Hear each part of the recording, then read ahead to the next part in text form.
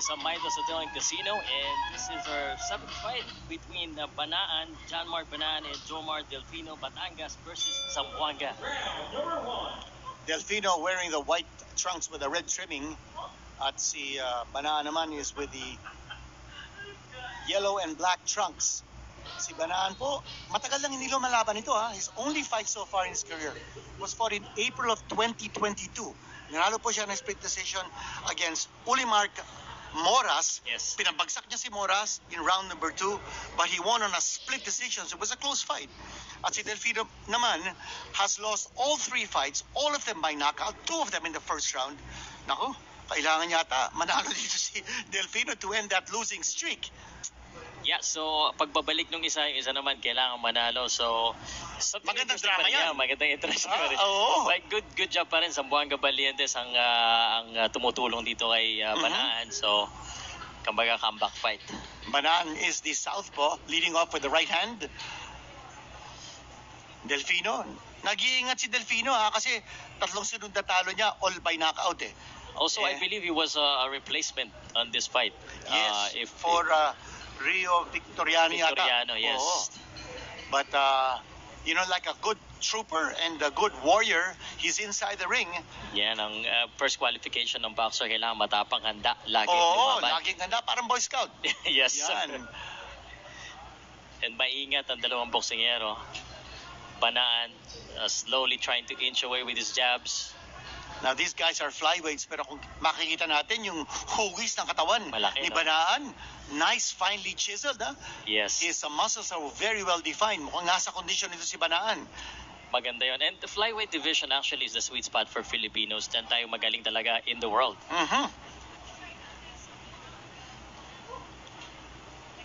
Kulang yata sa suntukan ito ah. Yeah, medyo mahabang sukatan. Nasanay tayo ng first round pa lang. Kanina, Oo. bigayan ng agad yung mga boxers natin. Si Referee Cosillas naman, I think you should take the cue. Talk to the fighters, sandali. Huwag nang kayong magtinginan dyan. Magsuntukan naman kayo. Maybe biglang isang malakas ang bibitawan nito na Banaan. He's been trying to do that. Sumusukat siya in that left hand southpaw position. Nakakasa eh. And of course, maingat si Delfino dito, moving backward, the right. Si Delfino covering up kagad, oh. Yeah. He's fighting a very defensive fight, that's for sure. Swinging away with the left hand, si Delfino missing the target.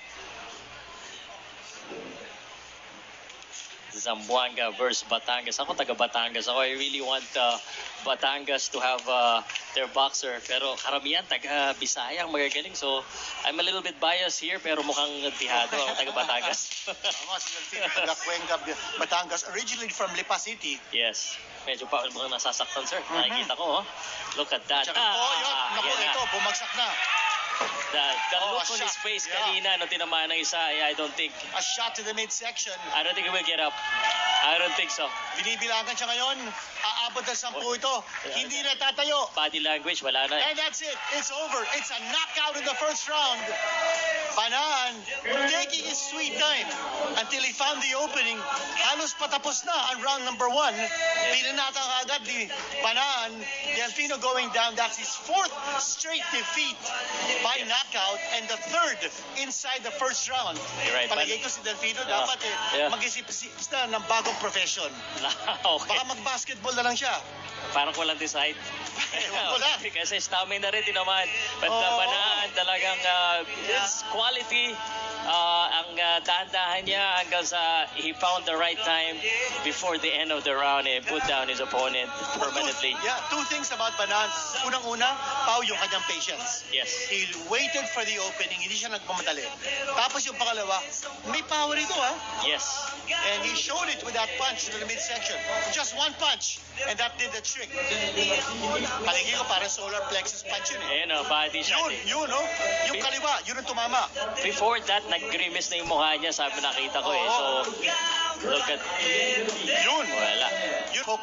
And Coming from the left hand. when he went down, you could see it in his face. He's not getting up. Well, Kaliwete, ito si Banaan, his big punch was a left hand, and he showed it. Big victory. Ngayon, of course, sa Sambarga Balete, supportahan po natin ang inyong kababayan, ang promoter po, si Sir Junie Navarro ng Zamboanga Baletes. Buenas noches Yes. to all the Zamboangueños. Ito na ang official time.